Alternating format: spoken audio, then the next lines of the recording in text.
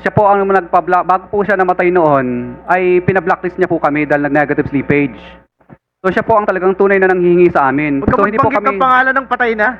Bakit pangalan ng patay yung binabanggit mo? Hindi makakasagot sa'yo. Oho.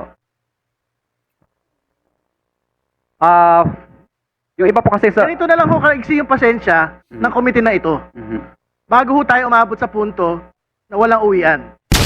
You know why I'm asking you this line of questions? Because there is a principle in the law of evidence, falsus in uno, falsus in omnibus. How a simple publication can change entirely the system that he is alleging. Dahil lang sa pagpapadyaryo, his allegation na may nanghihingi under the current administration is entirely absent during the past administration. Mr. Diskaya? Your Honor, ang totoo po talaga dyan kung bakit po takot na lahat ng mga contractor, hindi lang po kami. Kung kami nga pong mga malalaking contractor ay takot po, mas lalo na po yung mga maliit. Kasi po, Your Honor, nagkaroon po ang DPW's and Department Order na kapag na-disqualified ka po ng 3 ulit, ay mabablacklist ka na po. So takot na takot po yung mga contractor na disqualified ng 3 times. Kasi ang Department Order po nila, 3 disqualification, i-recommend ka nila para ma-blacklist po. So takot po ang mga contractor na ma-blacklist ng 3 ulit kasi sigurado pong, ma-disqualified ng 3 ulit kasi sigurado mabablacklist po sila. Kaya ang ginagawa na lang po ng lahat ng contractor minsan, makisama na lang kasi mabablacklist po. Kasi yung mga taga-Bisin Award Committee po, gagawin kanila ng paraan para kahit tuldok lang, sa kasalitang nagkamali ay disqualified ka na po. Are you referring to the previous or the current administration? Ngayon lang po kasi nauso yung yung Department Order na 3-strike policy na... So you are referring to the current administration. Let me simplify my question, Mr. Diskaya. I'm about to conclude. Yes po. Kasi naghigpit po sila ng husto para po yung... Mr. Diskaya, if I may interrupt, I will simplify the question. Yes po, Your Honor. Would you like to say na sa current administration may nanghihingi, pero sa past administration walang nanghihingi? Your Honor, meron din naman po na may nanghihingi po, pero hindi ganun kahigpit po. For example po, hindi uso ang 3-strike policy po noon. Kapag naka-disqualified po ang contractor na 3 ulit, mabablacklist na. Alright. With your admission na may nanghihingi din po, question, bakit hindi mo sinama doon sa affidavit mo? Your Honor, ano po yun? Hindi naman po naging successful yun. Kaya hindi ko na po...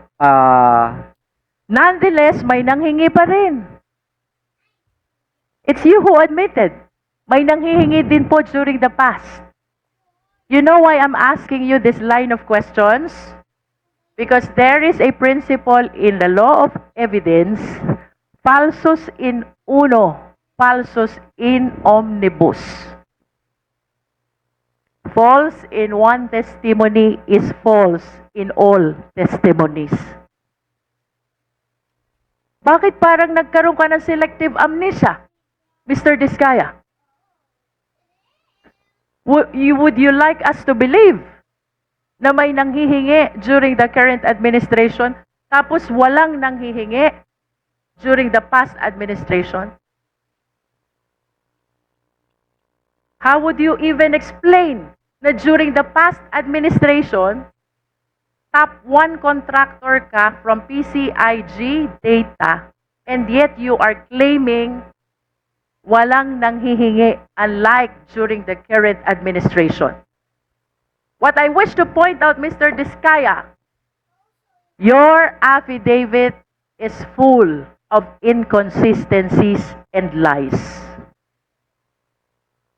Your Honor, ang affidavit po na ito ay tungkol lang po sa pagsuporta po namin kay PBBM po. Kasi po, ang kanya pong finalash po sa TV nung nakaraan po ay report po tungkol sa mga unprograms po na project. Kaya dito lang po ang salaysay ko hanggang... Okay, then let me ask you, if you are saving your statement by claiming that you are pertaining only to what the President discovered as anomalous projects during his administration, let me ask you, sino yung mga nanghihingi during the past administration?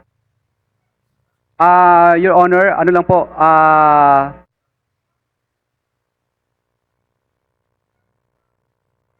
Your Honor, nung mga panahon po kasi na yun, kadalasan po, yung iba po, mga retired na po, mga wala na po dito sa Yes. DPWs. Kadalasan But po, can mga you taga please- DPWs lang po. Can you please identify the names with the same courage that you have when you name these lawmakers and DPWH officials in your affidavit? Your Honor,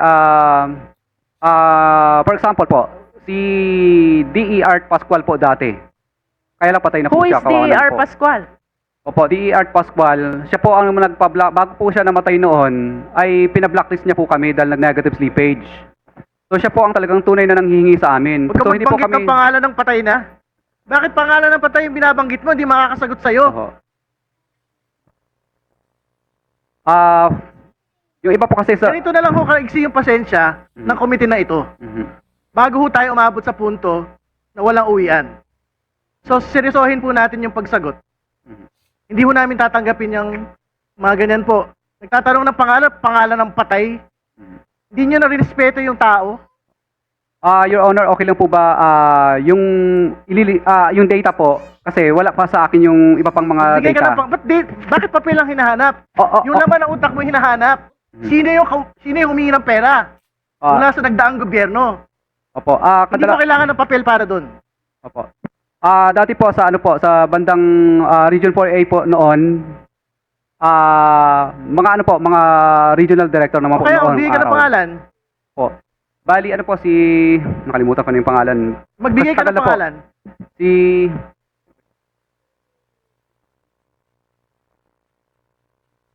basta RD po dati yun ng Region 4A po dati noon. Opo. Magbigay ka ng pangalan. Si RD kalimutan ko na. Hindi pa siya nagbigay ng... Magbigay ka ng pangalan ng hihingi nung nagdaang gobyerno. Opo. RD po ng ng Region 4A po dati noon. Hindi ko lang po masyadong ma-mention kasi nasa isang papel ko po 'yon. Opo. Ano po 'yon? Anong taon? Kung hindi ako O, sino nagkakamali, yung taga 4A? May taga 4A dito, di ba, RD?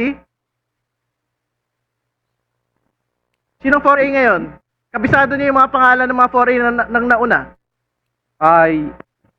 year ano po 'yon? Year 20 ano po yata? 2018, something ganun po. 2018, 2019. Region 4A.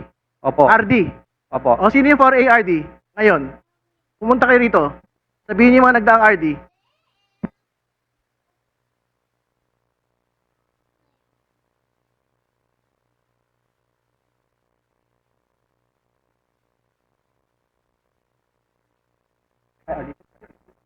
Huwag ka na kayo magkamayan. Director Samson Hebra po dati nung araw. Buhay pa ba yun? Buhay pa ba yun? Yung mga taga DPWH, buhay pa po ba yun?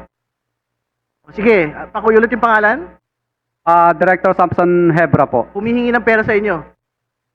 May inuutusan lang po siya na kailangan ay magbigay po at may pinakukuha. Pero hindi po kami pumayag. Magkano yung hinihingi? Ano po, bali, ano po, parang nasa ano po yata yun, parang 10%. Para kanino? Para daw sa, basta may ayaw po niya, basta taas lang. Yan lang po O, ano na sinasabi. naman yung taas? Ano na naman? Baka yung taas, magtututuro ka na naman kung sino-sino. Wala po. Sino yung taas? Wala pong binanggit sa akin ng mga politiko, basta taas lang. Congressman Lucia, please proceed. Mr. Chair, I wish to wrap up, no? If we can bring back the slide. There is an admission also already from the resource person that even during the past administration ay may nanghihingi. However, it appears na he refused to disclose the names, unlike the way he did in his affidavit when he identified the alleged lawmakers and the DPWH officials. With that amount of awarded contract to Mr. Diskaya, that is 12 billion. Pangaban, he is questioning the amount, no? I do not understand why a simple publication would make a difference between the previous and the current administration. If he is claiming na yung mga pinangalanan niya na mambabatas at DPWH officials ay nanghihingi, what makes the situation during the past administration different? Bakit ayaw niyang pangalanan? When in fact, during the past administration, he is the top 1 contractor. I wish to ask, Mr. Chair, nagkaroon ba ng selective amnesia si Mr. Diskaya? Tanda niya yung mga nanghingi sa kanya during the current administration. Pero it seems he totally forgot already about the people who might have asked for the same requirement as well during the past administration when he ranked number 1 with regards to the biggest awarded contract among the contractors in the entire country, Mr. Chair. And I wish to remind our resource person, hindi pwedeng ang pagsasabi ng katotohanan ay selective lamang. When you take your oath to tell the truth and nothing but the truth, you have to disclose everything. Hindi pwedeng ang i-disclose mo lang 23 up to 24 and then 2016 to 2022 nakalimutan mo na. How can that be possible, Mr. Diskaya? And of course, let us remind our resource person again, falsus in uno, falsus in omnibus. I am questioning the veracity of your affidavit. It is full of inconsistencies. It is full of false testimony. And with your refusal to disclose what happened during the past administration, it casts doubt, strong doubt, on the truthfulness of the contents of your affidavit. Mr. Chair, I conclude. Mr. Chair, may we just ask Mr. Diskaya to submit this an affidavit?